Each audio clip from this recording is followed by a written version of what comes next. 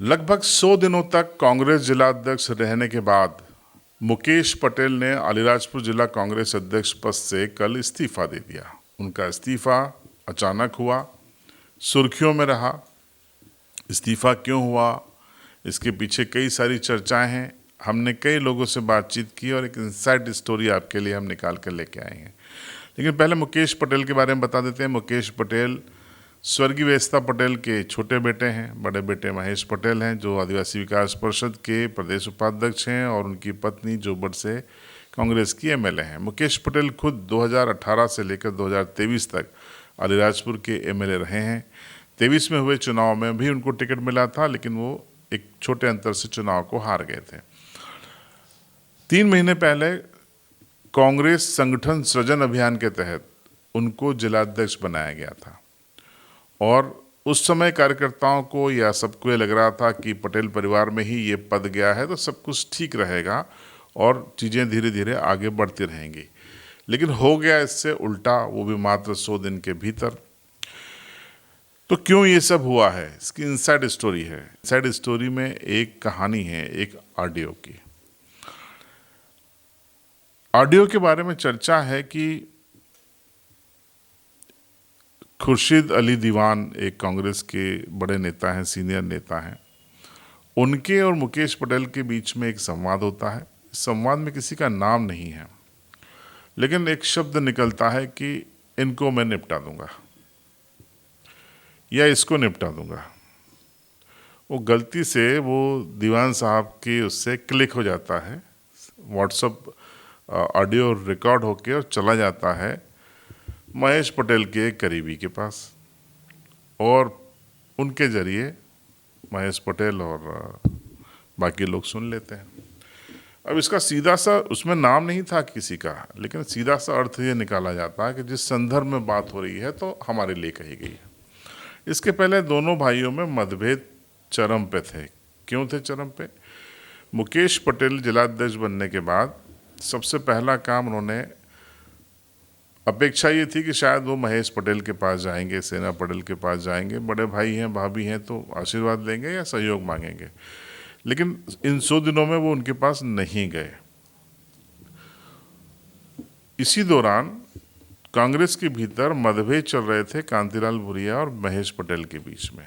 लेकिन कांतिलाल भूरिया के पास मुकेश पटेल 2-3 बार गए, तो यहाँ से थोड़ा सा मनमुटाव चालू हुआ। स्वीकार कोई नहीं करेगा, लेकिन मैं आपको बता रहा हूँ। और फिर ये घटनाक्रम हो गया। तो अब इस्तीफे की जो मन है वो मुकेश पटेल बना चुके थे 3-4 दिन पहले, ऐसा सूत्रों ने बताया है। आदिवासी विकास कांग्रेस, आदिवासी विकास परिषद के नाम पर महेश पटेल लगातार विपक्ष की भूमिका निभा रहे थे। उन्होंने बड़ी रैलियां की, सोंडवा विकास खंड में, छत्तला में की, सोंडवा में की, उमराली में की, अलीराजपुर में की। और कांग्रेस की ओर से, मैंने जिला कांग्रेस की ओर से कोई भी बड़ा कार्यक्रम नहीं हो पाया था।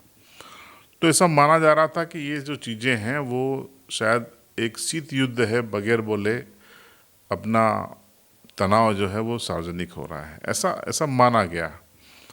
और इसी बीच मतभेद बढ़ते गए और इसकी खबरें पीसीसी तक भी गईं, और बताते हैं नेता प्रतिपक्ष के पास भी गई और सीनियर नेताओं के पास भी गई।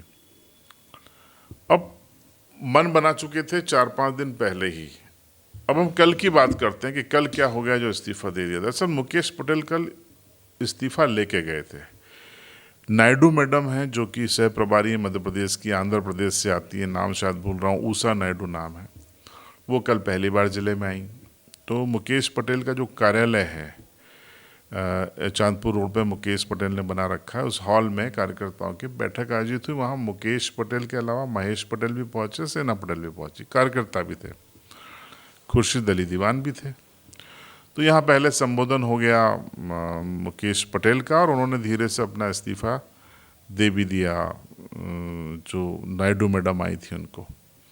फिर महेश पटेल की बोलने की बारी आई, तो महेश पटेल ने अपने भाषण में शुरू किया, और इसी दौरान उनको पता चला कि इस्तीफा मुकेश दे चुके हैं। तो उन्होंने कहा कि काम करना चाहिए, क्या सहयोग चाहिए हमको बताओ, ये वो। इसी बीच में दोनों भाइयों में चर्चा है कि बहसबाजी हो गई, तीखी बहसबाजी हो गई, और इस बहसबाजी ने थोड़ी आक्रामक रुख भी ले लिया।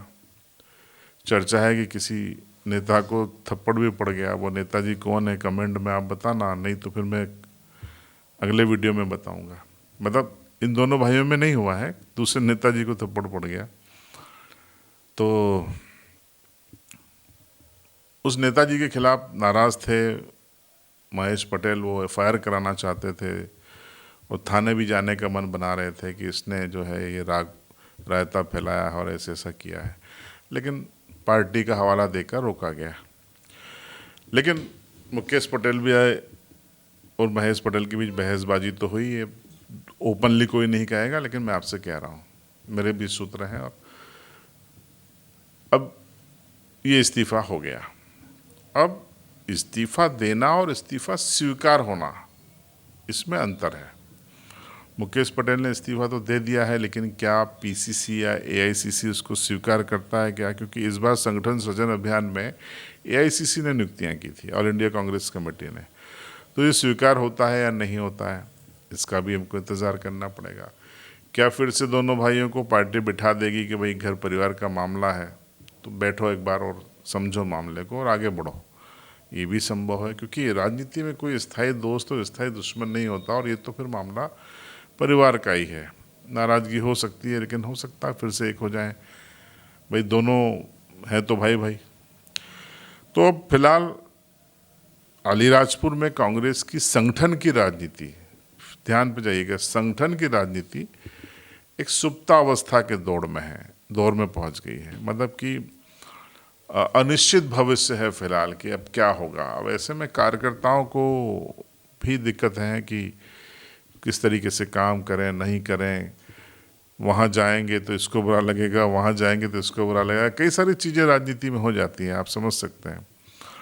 तो फिलहाल ये हुआ है, और इस घटनाक्रम का जाहिर सी बात है कि जो मैंने आपको इनसाइड स्टोरी बताई, कोई इसको स्वीकार भी नहीं करेगा ऑन कैमरा, खंडन भी कर सकते हैं, लेकिन मेरे पास जो सूचना थी मैंने आपके साथ शेयर कर दी, साझा कर दी, क्योंकि आपको जानने का हक है कि सियासत में चल क्या रहा है।